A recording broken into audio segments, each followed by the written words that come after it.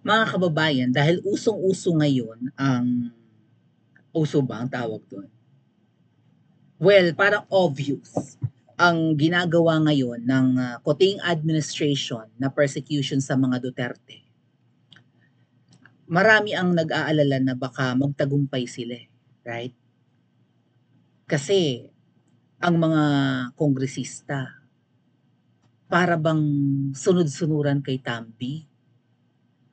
Well, magiging sunod-sunuran talaga sila dahil mukhang may napapala sila kay Tambi.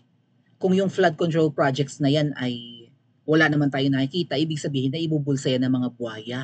At pinapayagan ni Tambi na rampant ang bulsahan ngayon. Nakawan, kupitan. No? Uso ang ganyan, pero ang kapalit, sige, kumamkam kayo ng malala, pero dapat i-persecute nyo ang mga Duterte. Dapat durugin ang mga Duterte, burahin sa politics, right? Mukhang kaya nilang talunin kahit sinong tumatakbong Duterte ngayon eh. Tumatakbo sino ba? Si Mayor Baste, tatakbo siya, no? Si Pulong tatakbo din. Ang Miro mukhang hawak ng babaeng ahas. Ano sa tingin nyo? Makakalusot? Kahit na landslide ang maging vote ni Mayor Baste, I think so, tatakbo. Pati si PRRD, di ba, nag-file ng kanyang candidacy, pero for Davao lang. I think mayor ng Davao. You think kahit na dating pangulo yan and dating mayor din ng Davao ay may chance manalo under Miro, hawak ng babaeng ahas? Tapos ang kalaban ay yung,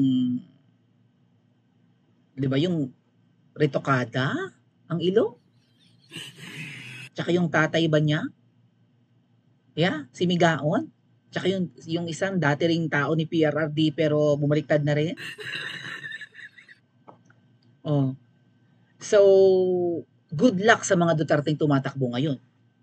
Okay? Dahil ang kanilang makakalaban sa Davao City, sa mga posisyong kanilang tatakbuhan, ay tuta ni Tambi. Mukhang tuta. Okay? And papaboran niya ng babaeng ahas. So, ang balak talaga, sabi nga ni Miss Maharlika, bait-baitan lang yan si Marcos Jr., no? Feeling pa victim, feeling iwas, pero sila ang utak, si Tambi, si Ahas, si Marcos Jr., ng persecution sa mga Duterte. Pero si Mayor Baste ay mukhang hindi rin, katulad ng kanyang tatay, mukhang hindi magpapatalo, hindi rin papayag na, di ba, matalo ng walang kalaban-laban. Let's listen muna sa interview ni Mayor Baste and then puntahan natin yung sinabi niyang lalaban daw tayo or lalaban tayo sa mga abusado ngayon sa gobyerno. Okay, let's listen muna. I think for a human being to exist, work is essential. Kasama sa atin yung sa existence natin na araw-araw may gagawin tayo. We should be contributors to society. Diba? Tapos, palagay ko, kung kasama ako sa sistema ng administrasyon ngayon, natingin ko mali. And they're not working for the interest of the people, then why should I take part in this? Diba? Kung sila sa Congress nagnanakaw ng pera or manipulating the budget so that, for politics and ito, yung issue natin sa war on drugs, ba't ako sasali sa inyo? Gusto ko lang naman talaga ng trabaho, Joey. Gusto ko lang talaga ng trabaho, pero gusto ko yung trabaho ko, nakakadagdag ako para sa pagpapaganda ng bansa o ng society o ng city. Pero kung yan yung gagawin nyo, ayoko maging kasama sa inyo. So siguro, baka natatanong si Mayor Baste kung balak niyang tumakbong kongresista. No? Pero ang hirap din kasi sumalungat mga tetkuya. Kung ikaw ay nasa pugad ng mga buhaya, katulad ng lower house na yan, parang kung hindi ka makikisama, ay matatarget ka. Mahirap yun na lahat kaaway mo, ikaw na mag-isang tatayo para sa tama, pero ang lahat ay salungat sa'yo na mahirap. Pero syempre, kailangan meron talagang nandun. Even in Senate, 'di ba? Lalong-lalo na sa lower house na puro buwaya. Dapat may isa man lang doon na maninindigan para sa tama. Just like Marcoleta, bilang na bilang, iilan lang, nabibilang sa ating mga daliri, 300 silang mahigit dyan. So, ibig sabihin, karamihan sa kanila, nilamon ng sistema. Or, hindi na lang sumasalungat, magbe-benefit din naman. Yun yung binabanggit ko sa mga kwento ko. May kaklase ako na nasa government, na nagtuturo din, teacher din. Pero ngayon, ang yaman-yaman na niya, ang sabi niya sa akin, Ate Maui, okay ang buhay ko ngayon dahil ako ay nakikiayon. 'Di ba? Kapag ako'y nagsumbong na may corruption na nangyayari sa bayan namin, magugurgur ako. Eh kung ako'y tatahimik, yayaman ako, sana ano pipiliin ko?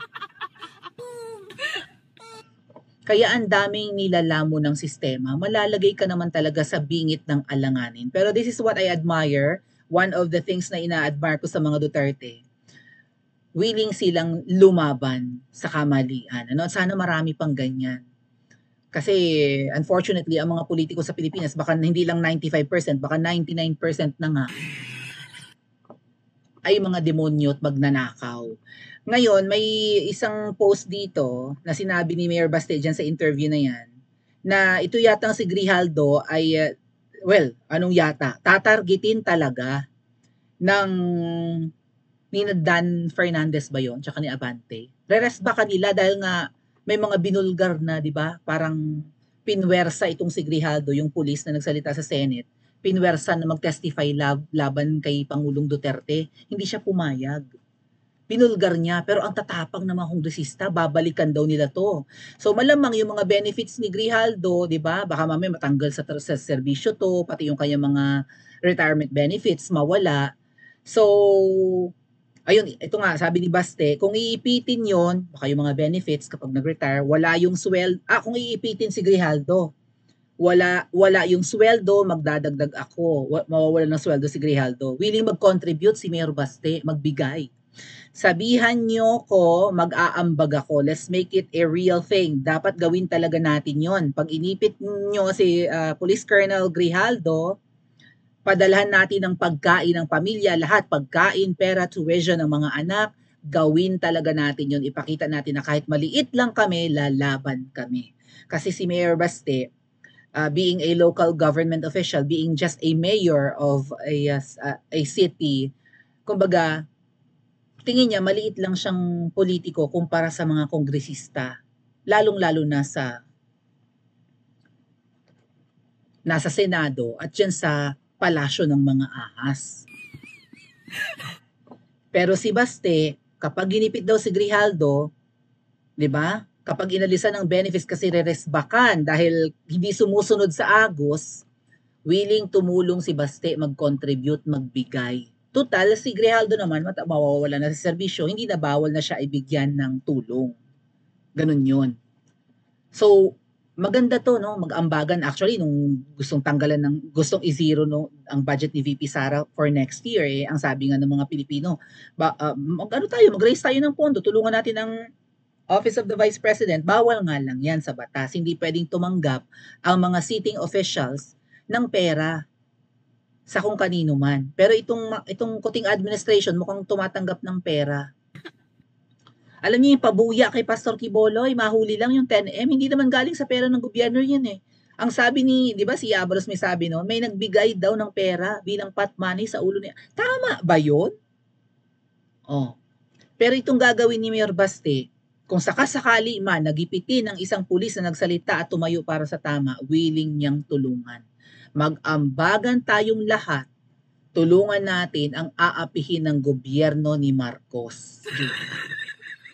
Bakit ganito ang mga iniupo natin? Grabe ang pag-abuso sa power at kung inaabuso ang power, for sure, nililimas din ang pera ng taong bayan. At yung mga sumasalungat sa kanila ay walang mapapala pag-retire. Actually, hindi na siguro nila masabi. Siyempre, Delikado namang ibulgar. Baka mamaya nga, gurgurin nila yan. Baka bangbangin nila. Ay binalak na nga nila kay former PIDEA agent Morales, di ba? May pinapunta sa bahay.